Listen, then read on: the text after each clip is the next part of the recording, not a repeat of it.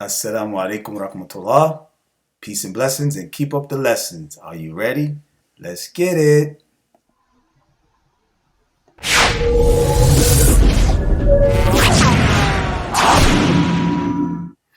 Yes. Good afternoon. Assalamu alaikum again. Peace and blessings and keep up the lessons.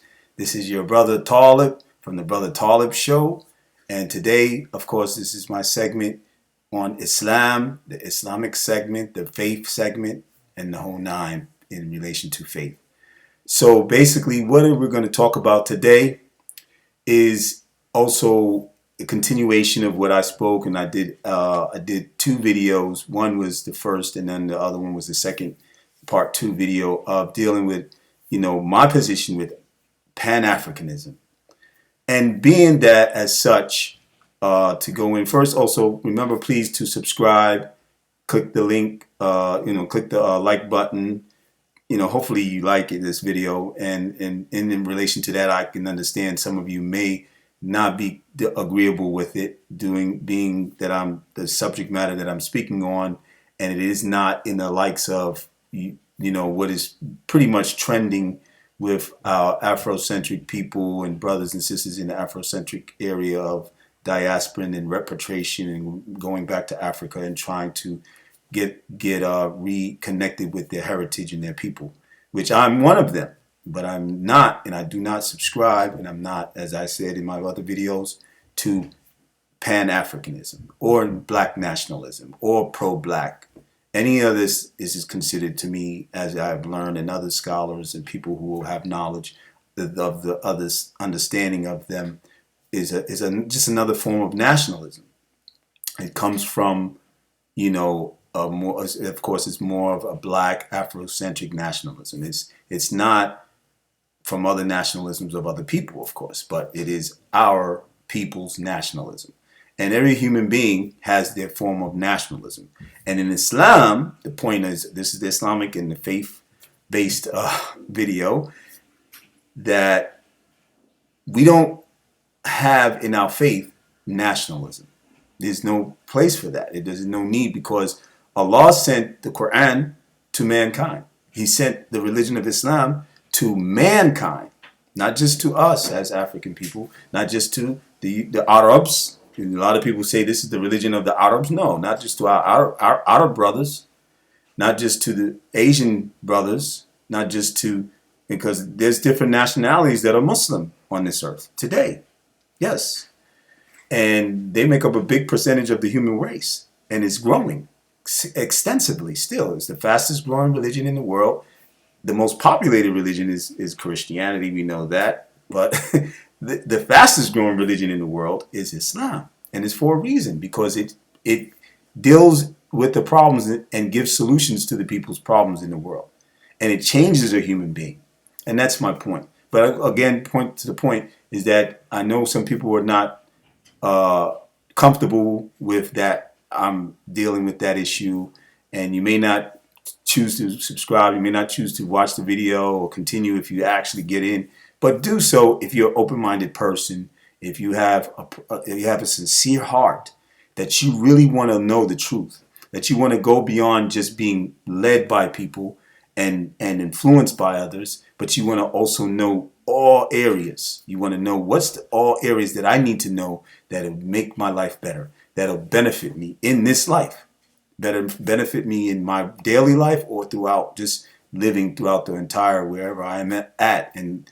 going into this world. And if I'm returning back to Africa and the likes of this, what am I going to do there? What do I want to go there for? What is the real reason that I want to go there for? Getting into yourself, analyzing yourself, dealing with who you are, not just the group part of it, not just the movement part of it, because that's a following part of your life, of what you're choosing to do. You're following in a group, you're following with these people. And there's nothing wrong, okay? Everybody has a following. But there's some following that is not benefiting you enough, or is not giving you what you really need. There's some followings that are not good for you at all. So we have to be mindful, and we have to have conviction, and we have to put our foot down, especially as a Muslim, especially if you're a Muslim. That's even more, because in Islam, there are convictions, there are positions that we take and positions that we don't take. And we have to put our foot down on that. If you say, "Oh, you who believe, oh, you who believe, obey Allah and His Messenger." Okay, and this is clear. This is what is the Muslim's position. And sami'na wa ata'na. I hear and I obey. These are the precepts of our faith, of believing in Allah. And you have 7 conditions of La ilaha illallah, which is a whole nother story to get into, and maybe I'll get into that as one of my videos. That is conditions to believe that you say you are Muslim and you believe in Allah. There's conditions with that. That one of the conditions is certainty. One of the conditions is certainty. And one of the conditions is ikhlas, that you do everything in your life to please Allah. Only first and foremost, besides pleasing people and pleasing your desire in your heart of what you want or happiness you might even want. Your happiness may not be pleasing to Allah. There's people who have substance abuse and they feel that this makes them happy. But is it pleasing to Allah? No. So this is understood. So basically I'm not going to try to take too long, because I don't want to make the videos too long so then people can say, okay, let me listen to the video. It's not that long. Because I know how people are with their attention span as well. Even though we are adults, it's not children that's supposed to be watching these videos, really. It's not that I put anything that children can't watch, because this is good stuff. This is stuff that don't curse, don't have any derogatory stuff and like this. But still, this is for adults to concept. But I know some, even adults, their attention span is like, because everything is going on, there's so much going on, and you get involved into your regular life. So it's, you don't want to sit down and just be, what is he saying? Boom, boom, boom. Okay, why? Anyway, the point I'm saying is that I'm coming with 2 points, what I want to come with. Just 2 points. And then I'm going to try to come with other points in the other videos. I'm going to do it like that. I'm going to try to break it up and give maybe 2 more videos on the other points to cover what I really want to cover, as far as, which is enough that I feel to put out there as comparison with Islam and Pan Africanism, for our people to have about, pretty much is about, does Islam benefit our people more than Pan Africanism? And that's the point. And this is not a put down to Pan Africanism, because those people who did, like I said in my other videos, what they did and they started, it was something good to start off for the people then. But as I've said, even in video live that I was in with the brother HTC, Happy Companion, the Happy Companion brother, his live was, mashallah, it was pretty good and was very informative. They had another person that came in, and he was a brother, African American brother. And he spoke, in disagreement in a good way, and it was all respective. We did a pretty good job of handling our emotions. Nobody got out of hand. Did the regular stuff that we do when we get, when we get tight or something, or feel some type of way about something. We held our composure, which was good. And he brought some good arguments. He brought some real, his name was is a Chaotic Truth, and he brought some truth. Even though he came a little bit and made a little bit of uncomfortability, you know what I mean? And I accepted that uncomfortability, because I was already on that and saying to myself, yeah, this is some of the stuff that I do say as well. And then I feel as well that what he was talking about. But you would have to watch the video, watch Happy Companion's video and live, dealing with the issues of the, I can't remember the topic, but I think it was dealing with the destruction of the black man and something to that aspect. Just check it out. Look into his channel. Maybe you can find it. It's the last video yesterday that we were all on in the stream, his live stream. And so, but basically what I'm doing here is trying to bring a comparison, because for me, I'm trying to be sincere. I'm trying to be upon ikhlas, that I want my people to have better. I'm like going on the lines of the prophet's way when he saw his people and he went to the cave. To make the story short, and he used to concentrate and he used to meditate on what's the issues with his people, why they the way they are, what is needed. And then that's all during that time when Allah sent him the first revelation, the first part of the revelation, which is known as the Quran.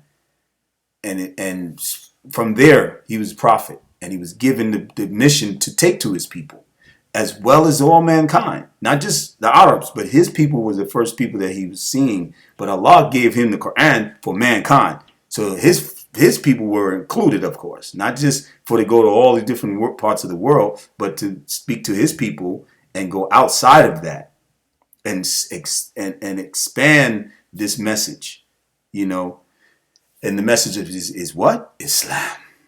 Submission to Allah, pleasing Allah, and obeying him and his messenger, following his word, which is the Quran, and following the prophet's guidance and teachings, which is his sunnah, which is the prophet's sunnah, meaning his statements and his guidance on how to apply the Quran.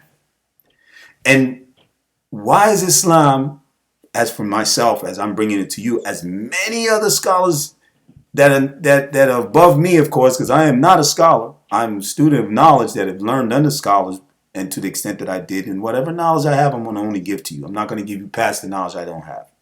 Not doing that. I never try to do that. And if I make errors, I ask Allah to forgive me, because it was me, not the deen, not Islam.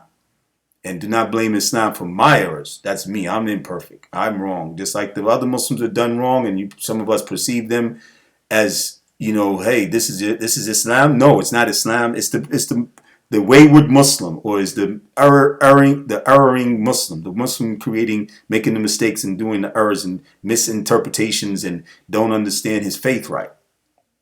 So that's why I don't go beyond the bounds. I only go to where I know.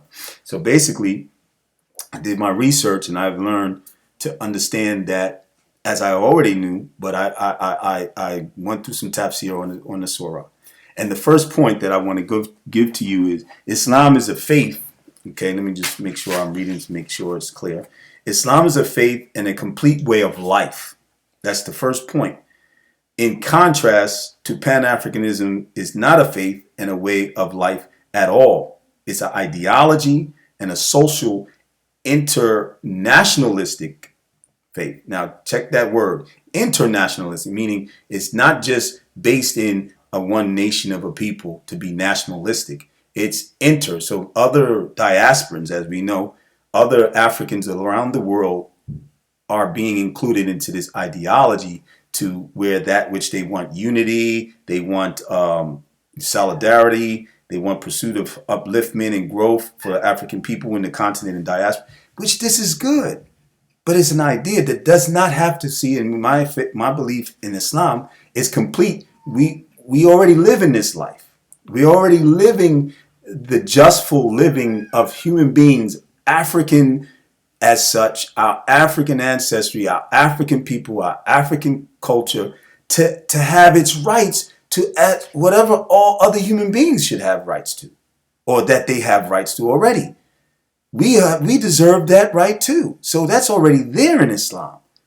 There's no need for me to go and say, okay, now I'm going to give myself an ideology outside of my faith, and then I'm going to be upon this ideology and separate it from Islam. Because they don't go together, because they're not part of each other. It's an ideology that was created by even people who are not Muslim. Now, they might have been influenced by Muslims, and Islamic precepts might have influenced some of their ideology, but it doesn't mean that it is part of Islam. And even one of the brothers in the talk mentioned it, without me saying his name. You can watch his video, watch the brother HTC's Happy Companions video, and you can find out. One of the brothers said that Islam, almost towards the end, that Islam, separating the discussion, that it wasn't an Islamic discussion, it's a discussion based on Pan-Africanism in relation to the subject matter, which was about the destruction of black African American men, or African men, black men, okay? And especially focused in America, where we know that goes on there more. Because pretty much most of the brothers on the panel were African American, myself included. So basically,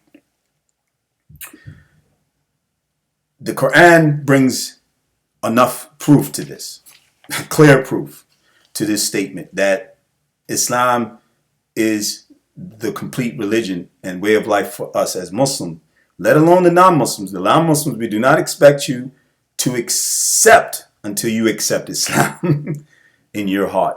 And Allah makes Muslims. We don't make you to be Muslim. There's no compulsion in Islam. The Prophet mentioned this. This is mentioned. So, but goodness is for you and righteousness is for you just like us. But you choose not to go the way that we choose. So that's understood. To you be your way, to me be my way. So in Islam, as for the Muslims, and I'm trying to reach out to my Muslim brothers and sisters as well. Not just to the non-Muslims, to give you a view of understanding of the difference between Islam and Pan Africanism. And not to make it that it's a war, or it is, but to make it clear that is it needed? Is it needed now?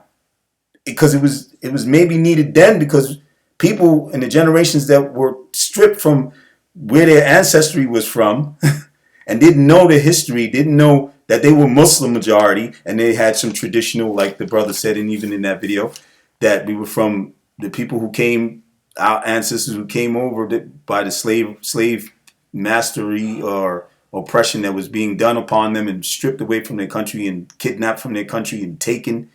They were Muslim predominantly, and some were traditional belief type of Africans that believed in traditional spirituality of African culture or traditions was taken. So they as generation went on, they didn't know and remember, or they lost touch of that because they were forced to lose touch of it. They was forced to get rid of it, not think about it, not say it, not do it, not practice it, not live it. It's done. Now you have to live the way we want you to live. And they forced them upon their version of Christianity, because Christianity existed in Africa before them even.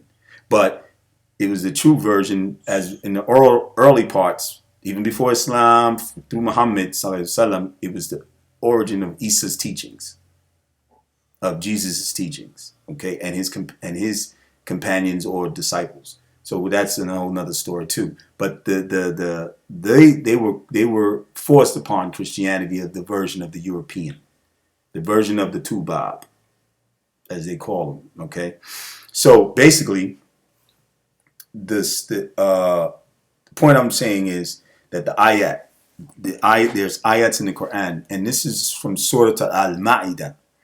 So what I'm going to do, I have a little bit of time, and I'm going to try to, I guess it's going to probably go a little longer, but I have to do this because I have to bring this out and clarify it. Okay, so basically I'm going to recite some of this Quran, the verses that Allah mentions in the Quran, and then give you the translation, and along with the translation, it will be the tafsir, it will be the interpretation by Ibn Kathir, and understanding by this scholar, and the hadiths that back him, okay, and tell you what it is when it comes to that, this religion is completed, okay, and this is Surah Al-Ma'idah, Ayat 3, okay, and then within the Surah Ayat 3 of the Surah Al-Ma'idah, there's other parts that are part of that verse. So those other parts deal with like the animals, and dealing with the forbidden animals that we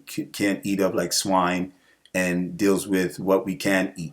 But that's not the part that I'm going to deal with. I'm dealing with the part when Allah speaks on that this religion is perfected and it has no need for addition, or it has no need to go outside of it and to follow something that's going to guide your life. No, not something that's going to promote the guidance in your life. Other than Islam, you don't have no need for that, or shouldn't. So basically, now this ayat. Hold on, let me get to the Quranic part. Get the Mus'haf. and then I'll recite it. And forgive me for my, maybe slow reading, but my eyes are little.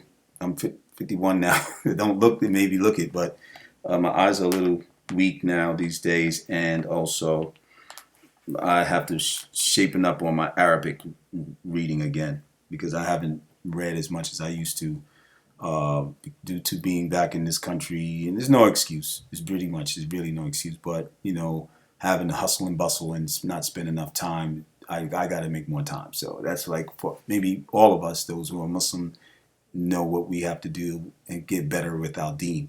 And, you have to be sincere about that you believe that, you need to make some strides because Islam is perfect, but we're not.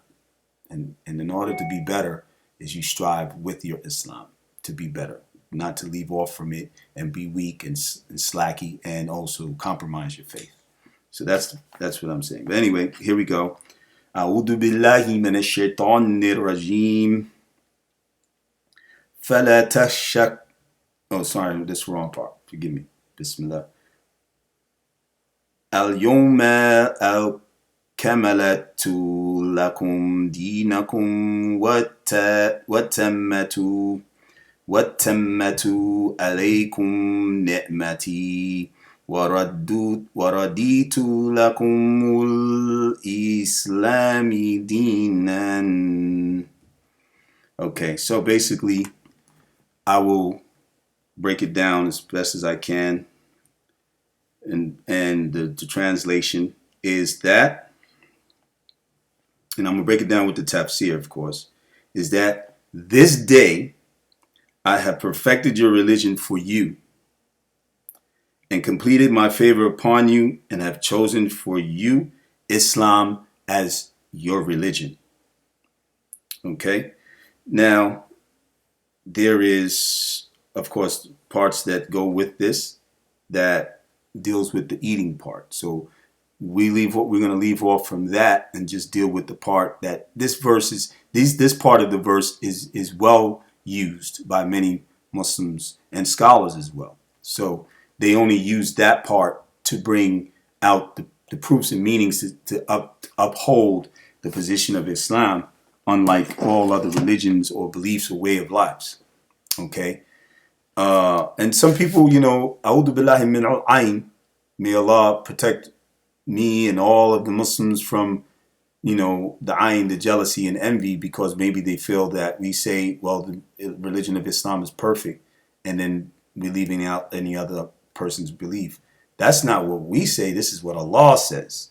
And if you have a problem with Allah, that's something you're going to have to deal with on the Day of Judgment. That's something you're going to have to deal with when you meet Him. And you don't want to deal with that. The Lord of the worlds, the master of the day of Yom Qiyamah, the master of the day of judgment, the one who created that powerful sun out there that can destroy this earth with one just coming into the midst, and the flare, solar flares can destroy us. So the one who's that powerful that created those things, you have a problem with him? Oh, okay, but if you disbelieve, I understand. Maybe that's why. That's the ignorance that is there. But don't be jealous of us. Just strive for it. It's there for you too. Allah is Al-Ghafur Rahim. He's often forgiving, most merciful. He did it to me. I accepted. I wasn't Muslim all the time. I accepted Islam. But anyway, I'm not here to try to call people into the faith right now at this point. I do this, and whatever knowledge I give, maybe it may inspire you. So be it, inshallah. So basically, that point is very, very, very powerful. And on a note that you have to take heed as a Muslim. You have to take heed to that. Your religion has been perfected. There's no need for anything else. It's a complete way of life. Like I said, Islam is a complete way of life. So being that, you don't have any need to have any other way of life.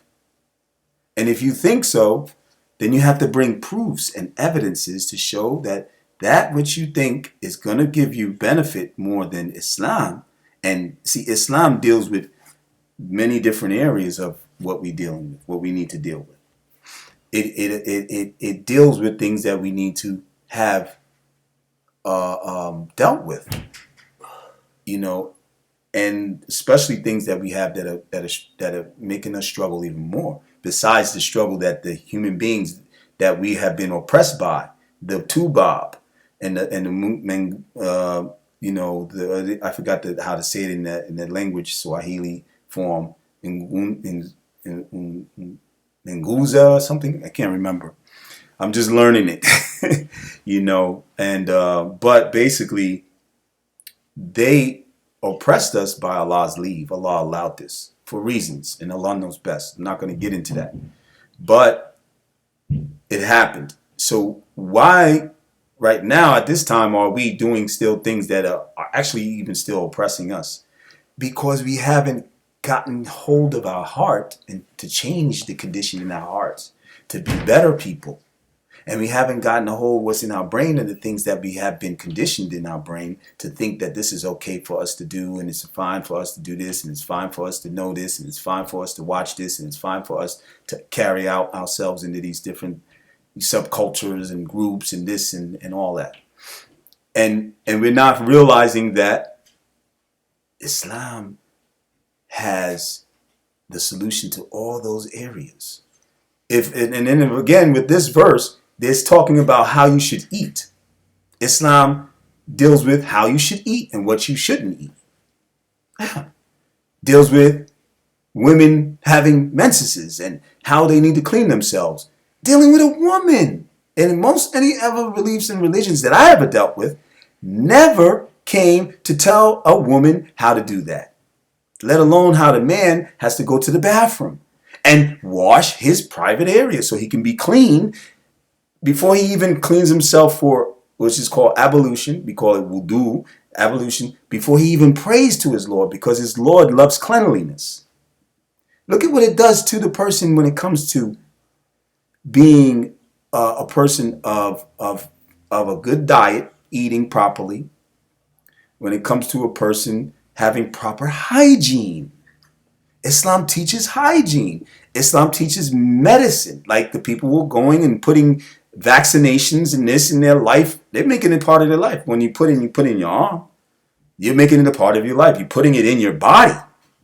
So you're basically making it that it's all that you need.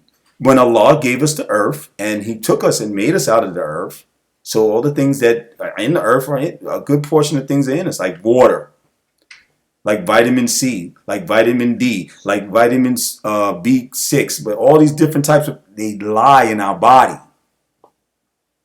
that we need to put back in there to help us to keep the body strong and keep our immune system strong. Them T cells to fight, they fight. They kill stuff off. But we put our trust in that of man.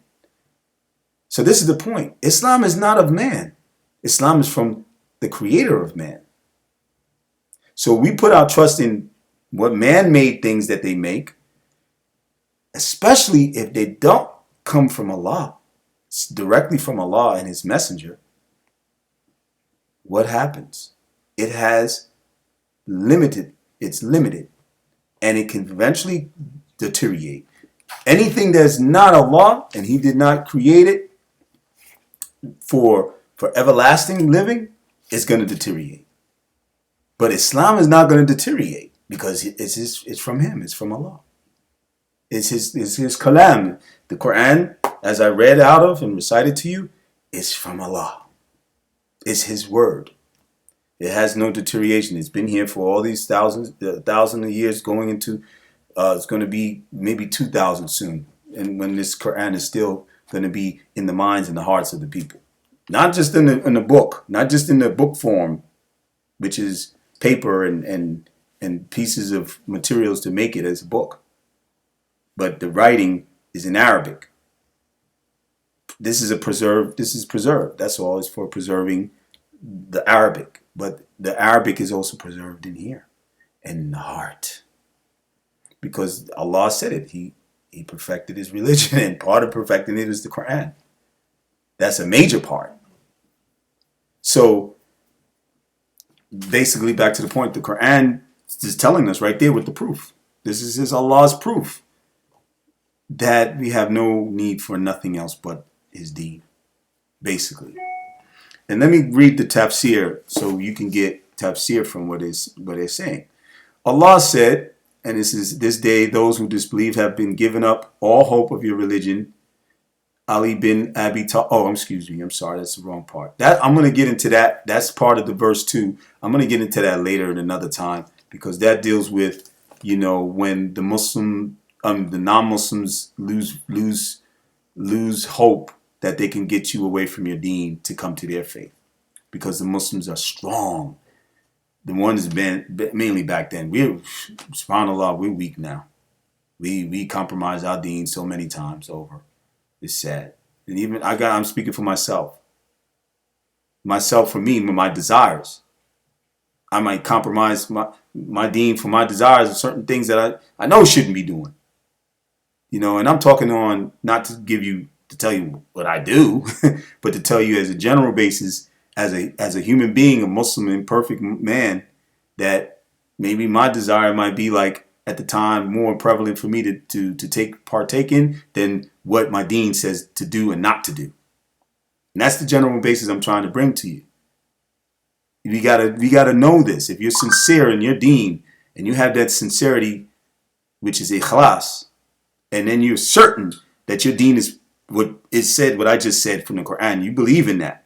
Oh, you who believe, you believe in that. Then you know, or you should know, that you got to do what you got to do, and you have to be sincere about making changes and putting your foot down and saying, no, I don't care if I'm not getting all the support and the people who are with me and the people care about me and these people that I love that are from my heritage and from my land don't love me no more because I say this or I don't say this. No. You say it because you want for yourself what you want for your people. Oh, excuse me. Let's say it the other way. You want for your brother what you want for yourself. Then that's with the Muslims, of course. But even with the non-Muslim people, our people that are not Muslim, we want good for them too. My own mother and my father, and my mother's gone now, but I tried to guide her and give her some knowledge of what I know. She never accepted, but she knew some things and she took whatever she could take from me. She had some little bit of influence, and because I was her son, it's not about me. She looking up to me looking up to her because she's my mother. But she did respect and know that I was serious about it, and I did not compromise my faith with my mother. That's my mother, let alone other people that are not even Muslim, or their way, or their movements, or this and that. I've been there, done that. I came away from that into Islam. I didn't come into Islam and then go to it.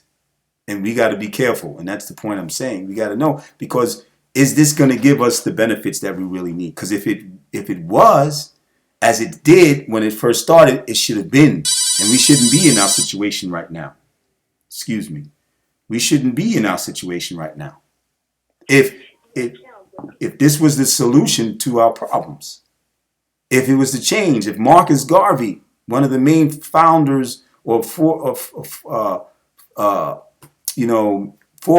of Pan Africanism, he did everything he can do. He tried to do, and he got thwarted because Allah says that whatever you do, if it's not pleasing to Him, it will have an ending. Know that. And what's more pleasing to Allah is that you submit to Him. That's the first thing, and worship Him and put Him first. And then do the things that He asks of you in his faith. This man never accepted Islam. Not to say something was wrong with him not accepting Islam, only that in the position of Allah, it is what it is. But that he only did what he wanted to do for his people to raise them up out of their situation. And that's all Allah gave him. But of course, there was that obstacles that has always been there. Allah allowed him to do what he desired to do. Allah allowed the other men that did it and the women that worked into this movement to try to raise it up. But it got stopped. And why did it get stopped? That's where we got to ask the questions. And why isn't it straightening out our lives now? Now, somewhat we're getting some some way to go, and people becoming more aware and knowledge and conscious. This is what it was that it helped then. And it might be helping a little bit now to get the people more conscious to know who you are and go back. But now you're going back, but you're going back for things that are not going to be a full diasporan, as we say, or excuse me, a full circumference of everything. Not just 180, one half, and then the other half is not getting anything done. You're not changing the people's hearts. You're not changing their minds. You're not changing their disposition with their Lord. You're changing just their social position between another human being that oppressed them, and giving them more, pride in who they are. But after a while, that just goes away, and now he's still a human being, so he's susceptible, like Adam was the first human being, susceptible to misguidance still. So what's going to protect him from misguidance? What's going to protect him from, because he still has a corruption in his heart. Yeah, the white man, or what he called the Taalib, he did what he did and showed him how to be very, very, very criminal-like. But some of that criminal way can't come out of him because he's not working on that. He's only working on to be prideful that he's a black man, that he's from an African descendancy, and that he needs to return back to Africa and build there and help the people build. But then stuff comes up to like, man, I'm not getting no money. And I used to try to get money out there. I need to try to get money out here. So he got a fast-paced, conning, going type of mentality still stuck in him. Or she or he is of caught on drugs, have a substance abuse issue. And they still want that stuff. So they go to another country, Africa, countries in Africa, and they haven't dealt with that. Pan-Africanism is not teaching you, okay, we have to deal with our substance abuses, people. They don't get into everything, but Islam gets into everything. It covers everything. It's a complete way of life. It is a complete way for you to live every aspect of your life. Going to the bathroom, like I said, eating, sleeping, having intercourse with your wife. That's the proper way. Staying away from improper ways of sexuality because they breed things that we don't want, like AIDS. Yeah. Like breakups and families not coming together and growing. Dysfunction. Yeah. So I know I've gone a little long. It's already 37 minutes. But I'll stop here. But actually, I just want to finish up the second point, and I'll try to get it past it as quick as possible. Islam specifically deals with mankind's, let alone African human beings, personal issues, and turns them from being indecent, distraught, mentally confused, or challenged, substance abuse, sexual confusion, sexual preference of confusion, all these things that we have problems with. Islam attacks it. It deals with it. It has solutions to it, right? But Pan-Africanism does not have this specific system to deal unless the people put that in place in their particular movements. And they have various types of forms of what Pan-Africanism and how they perceive it and they actually practice it and utilize it. And not even one of them all come together unified. See, because unity, when we know it, how we know it in Islam, unity is with Allah first. The unification of you connecting with your Lord, making a relationship with Him, and then making the proper way of how you deal with other human beings, and it starts with your family first, how you deal with them and showing them the right way of how you're supposed to be, and then it trickles outside the home or outside your relatives, circle of your mother, your father, and then your grandparents and your other relatives and your kin, goes into the community, goes into the, whether if you're in Africa, into the village, outside your house. I had a man, and I was trying to get this man and help him the best I could. Young brother from Gambia. He got my number through Instagram. I was just trying to be sociable as a Muslim with another Muslim brother. So I gave him my WhatsApp, and he contacted me, and we got to know what was the problem that he was having. I mean, I got to know what was the problem, why he actually was trying to communicate more with me, besides giving me the salams, besides doing good talks with me and stuff like that about, what he's into. But he was struggling, and his family was struggling. So he asked of me to help him. So I helped him whatever I was able to, because I struggle. I'm live check to check and stuff like this. So basically, it was basically what I was going through, was that I felt bad for him. And I wanted to help him, so I helped him as best I could, but I couldn't help him past that. So what my point is that I told him, you have to return to your Lord, and you have to ask Allah al-Razak for the things that you're not able to have, because as human beings, we can't provide everything. We're not going to have every solution, but your Islam does. And I told him that. And he stood in contact with me, and he understood. He said, brother, because the next time he tried me again, and I had to tell him I couldn't do it. I was struggling. I said I would help. I would try to get him help, to have somebody to help him that was there. And the brother, I spoke to the brother to ask him first. And the brother said he couldn't do much because he was struggling, as far as, not struggling, but he had a whole lot over there on his plate. And I understood that, and the brother understood that. So, I just said, I'll make dua for you, and I'll try to see what I can do later, maybe.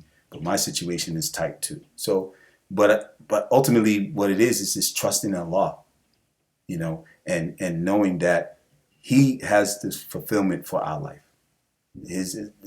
And people want to say, this is religion. I'm not religious like that. It's not about religion. It's about life. Way. And when we say Islam, Deen al-Islam, the way of life of submitting to Allah subhanahu wa ta'ala. The way of life. Not the religion of Islam. That's what the people say and categorize it as, because it's a religion to them, especially outside of the people outside of Islam.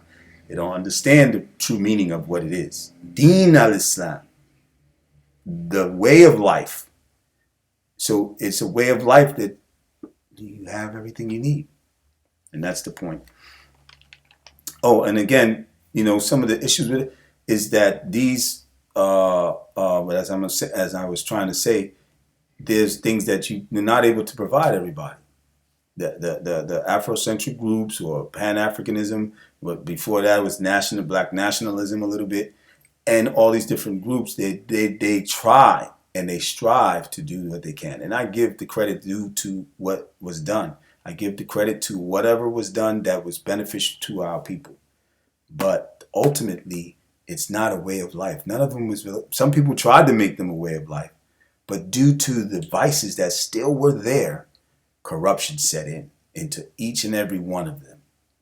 Or they were thwarted by other human beings because they didn't have the protection of Allah. They didn't have that protection from the Creator, because the Creator does not want you to deviate into other aspects of what you feel is going to straighten your life out. His connection with Him first is more important. And this is pleasing to Him. So He's going to make that direction that you're going in pure and good. He's going to break the barriers and get you through them. And nothing's going to stop you if he chooses and He wills that for you to go forth. Nothing. But if you are in line only on your own, or other human beings, other men's guidance, that they're not being guided from the Creator like the prophets were, then you're going to have deterioration. You're going to have failure, because they're human beings and they don't have no support from the one who created them. especially if they're disbelievers or they believe in other gods besides Allah. And from what I know, the forefathers of African Pan-Africanism, they were not Muslim. If anyone was, then that needs to be brought to proof. But if it's about that person who was Muslim just spoke to somebody who was part of the Pan-Africanism, and they were an actual founder of Pan-Africanism, they just inspired him with some of the ideas that Muslim had. Which I know about one that I was gonna try to bring into the live that we were supposed to be doing, and Happy Companion was gonna put out a live to discuss this, this thing with Pan-Africanism. If it has benefits with Islam, does it go together with Islam? Are you able to be a Muslim and be a Pan-Africanist, things like this? So basically, that's it. And I pray that Allah, guides us all continuously, Ameen, because it's very, very serious. We have to be on point. We have to be guided correctly, and we have to be on the path of what Allah and His Messenger gave us, the Quran and the Sunnah, and the path of the Salaf as-Salih, the people who are rightly guided predecessors of our time, of the time of the Prophet, his companions, and on. And it didn't matter of race, really. It wasn't about a race, but those of them that were African, they were Africans there. Bilal was one of the main companions of the Prophet as far as an African person. And they had Africans as well as Asians, eventually from Persia and stuff like this. And they had Jewish companions, but mostly they were Arabs, and then some were Africans as well. You know what I mean? So basically, Islam is what it is what my point is. And we have to start learning more. Each one teach one. Keep up the lessons, like I say, peace and blessings, and keep up the lessons. Don't stop. Keep learning. Be sincere in your heart. Don't block off your heart to learning more. Just like that young brother who's 37 years old, chaotic truth. May Allah guide him to the truth of Islam. Allahumma ameen. He was speaking in a more, what you call, I guess you could say in an open way about things, and that how we need to approach to better ourselves as a people and to raise ourselves up. He wasn't just speaking on the lines of that what was done to us and all this stuff, and that we are down and out because of these people, but also what are you going to do about it? Or that it was, to him more, he was like it didn't exist, but I had to bring some proof and say with the other brothers as well, no, these things happened. And I said on a more balanced basis, the people have to still do to get past what had happened. And we have to make reform. We have to change that what we thought was working when it was started of these movements. But now we can't continue with that. And why should we? Or is it going to be a benefit for us to continue these ways? Or to say that it's just been rejuvenating or coming back and insert a resurgence of it? It's a resurgence because people becoming aware of themselves. And it's the old what we knew when they was trying to push that. And it not many of them, not the masses of the African people in the diaspora was for it. Only those groups and the people that came with those groups. But as far as the masses of us, there wasn't a mass exodus then. And still not right now at this time, but it's more people doing it because it's quicker and more able to be put into information and fed out there through social media, like we do these YouTube videos. Or it's fed out there through media because of the technology today, that it can push media so fast through the airways to get to people so they can be like, wow, read this, see this, watch this, listen to this, and get this knowledge. But you have to make a distinction between what is good for you and what it sounds nice, and it might have been something with history, and it might have dealt with the people and helped the people then. but does it have any significance to your life now? Can it really do anything for you right now? Is it organized in that manner, as I've come to know with Islam? Because Islam is organized, and I know where to go to get the guidance that I need to do what I need to do. I know, mashallah, to the basis of what I learned. There's more for me to learn. I'm still a student, and may Allah guide us. I don't mind me. And again, thank you for listening. May you still get into this video. I hope you go all the way through. It's 50 minutes. I went long, but it's it shows the proof that my sincerity is there, because I wouldn't give up my time like this, because my time is very, very, very precious too, just like yours. But I'm doing this for a reason, so I can get, I'm giving nasiha to my brothers, to my sisters that are Muslim, to know what you have and what you've been given, your mercy that you've been given to accept Islam. Or you was born as a Muslim. You should even know more better than that. But these different alternative lifestyles and subcultures and movements, we have to know whether this is of Islam or not. Because when you're Muslim, your faith is complete. You have no need for all this rest of stuff. As far as using tools and different things and going to school and educating yourself and this like that, that's different. I'm not talking about that, but I'm talking about social order, social upliftment to a people. That's your faith. That's from the faith. That's for the faith to do. But as far as changing your economical thing, you use your faith too, and you can go and do all these different types of skillful manner things as long as they halal. But when it comes to you putting something of an ideology outside of your faith, you got to be careful. And especially if it's not from Muslims that created this ideology, and that's just my position. So again, brothers and sisters, I hope this has benefited you. And may the reminder benefit the hearer, all of us. Ameen. Now, Assalamu alaikum rahmatullah wa barakatuhu. Peace and blessings, and keep up the lessons. Thank you. Have a great day.